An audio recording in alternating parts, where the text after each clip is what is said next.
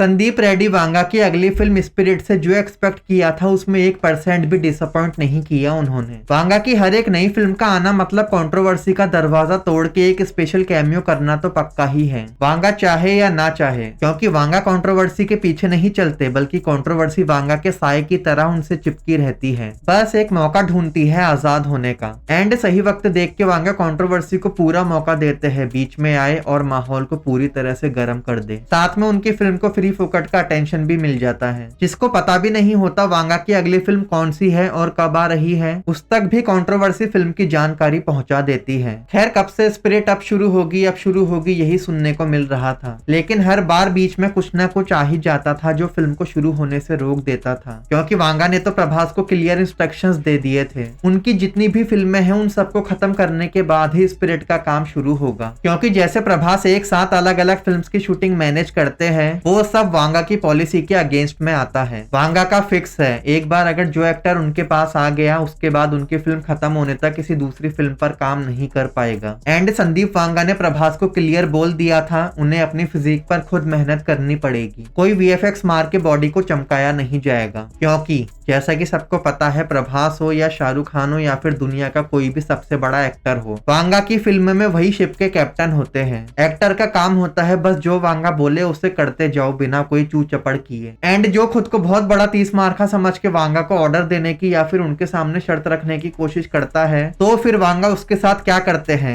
दीपिका के जरिए सबको पता चल चुका होगा। सलमान खान के बारे में बहुत खबर आती है, वो डायरेक्टर्स पर रौब जमाते हैं, उन्हें ऑर्डर देते हैं मैं ये वो नहीं करूंगा। ऐसे में एक बार तो वांगा की मुलाकात सलमान से होनी ही चाहिए। एक बार तो सलमान को हवेली पे बुला ही लो संदीप वांगा, हवेली पे आ जाना।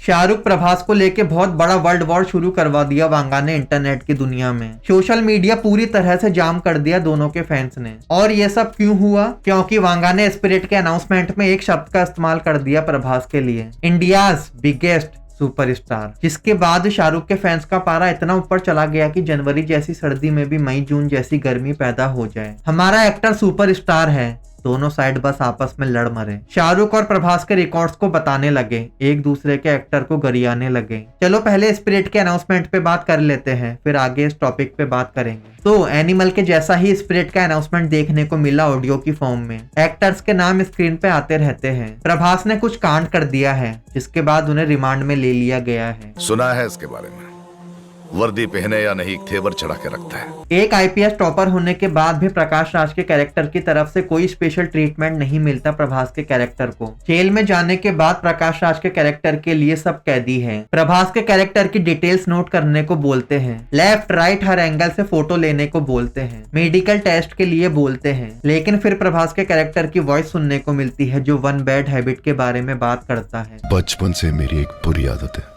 What?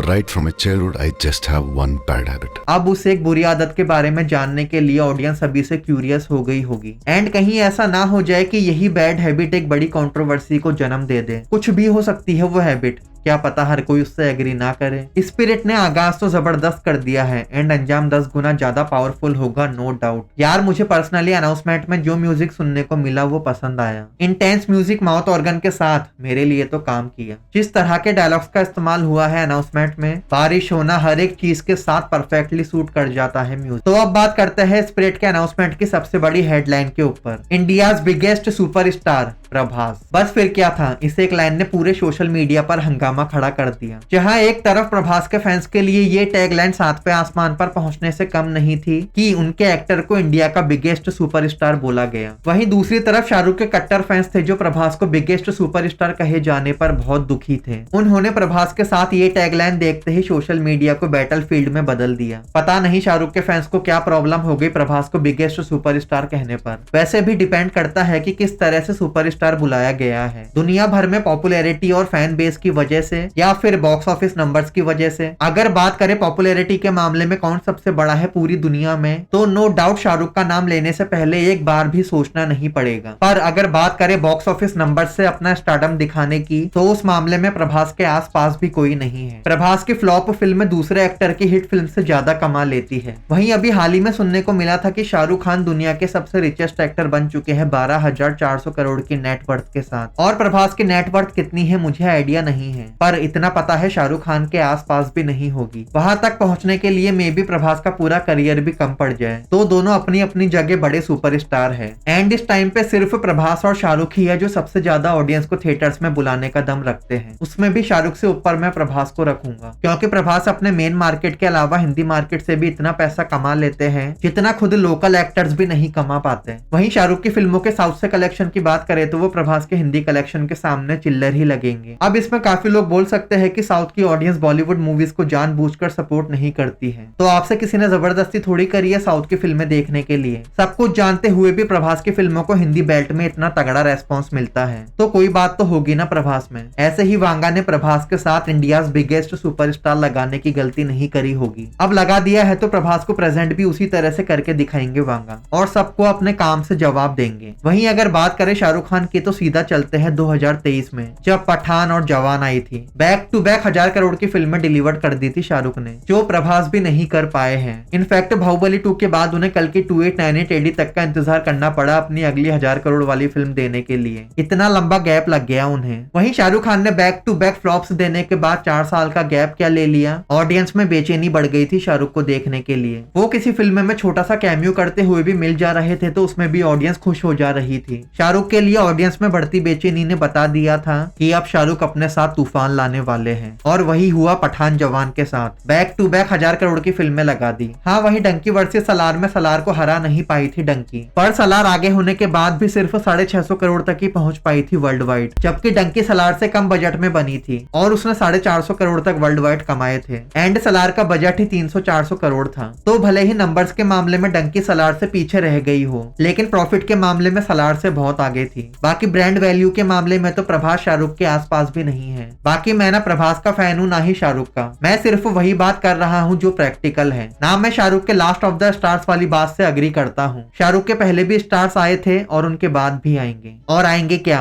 रणबीर कपूर दरवाजे पे ही खड़े हैं। हाँ, शाहरुख की अपनी लेगेसी है जिसको ना आज तक कोई हिला पाया है ना शायद कोई हिला पाएगा, अगर खुद शाहरुख कोई डेंट ना लगा दे अपने स्टारडम पर। तो बाकी सुपरस्टार तो शाहरुख के बाद क्या, शाहरुख के रहते हुए ही पैदा हो गया है, रणबीर कपूर। वहीं शाहरुख खान ग्लोबल स्टार होने के बाद भी डे 1 पे प्रभास को बीट नहीं कर पाए कभी। एंड प्रभास की चाहे फ्लॉप फिल्म से क्यों ना हो, उन्होंने 100 करोड़ की ओपनिंग ही ली है डे 1 पे। तो हाँ, अगर बॉक्स ऑफिस नंबर्स को लेकर जज करना है कौन सबसे बड़ा स्टार है तो प्रभास शाहरुख से बहुत आगे नजर आएंगे। वहीं अगर बात आती है फैंडम की, लेगेसी की, किसका नाम सबसे ज्यादा बड़ा है ये देखने की, तो शाहरुख टॉप पे नजर आएंगे। दोनों किसी न किसी मामले में खुद को इंडिया का सबसे बड़ा सुपरस्टार साबित करते हैं। बाहुबली 2 के बाद से प्रभास एक हिट देने का इंतजार कर रहे थे, उनके ऊपर बड़े बड़े दाव लगाए गए थे, लेकिन बैक टू बैक लॉस करवाने के बाद भी प्रभास की डिमांड कम नहीं हुई, बल्कि हर फिल्म के बाद उनकी अगली फिल्म पहले से भी ज्यादा बड़े बजट की निकल जाती है। वहीं जब शाहरुख फ्लॉप फिल्मों के दौर से गुजर रहे थे तो उनको लेके सबने बोलना शुरू कर दिया था अब शाहरुख का दी एंड हो चुका है, शाहरुख का टाइम खत्म। लेकिन शाहरुख ने अपने कमबैक से सबको बता दिया कि बादशाह सिर्फ एक है और एक ही रहेगा, भले ही उनके बाद कितने ही सुपरस्टार आ जाए, लेकिन शाहरुख की लेगेसी हमेशा इमॉर्टल रहेगी। बाकी प्रभास और शाहरुख की कंट्रोवर्सी में अगर सबसे ज्यादा फायदा किसी का हुआ है तो वो है स्पिरिट। फिल्म को 2027 में आना है एंड अभी तक फिल्म शुरू भी नहीं हुई है एंड हाइप क्रिएट कर दी वांगा ने नाम के साथ सिर्फ एक टैगलाइन जोड़ के। खैर, आपका ये सुपरस्टार वाली कंट्रोवर्सी पे क्या कहना है एंड इतना सब कुछ होने के बाद अब स्पिरिट को लेके आपकी क्या एक्सपेक्टेशन है जरूर से शेयर करना। वीडियो पसंद आया तो लाइक शेयर करना मत भूलना।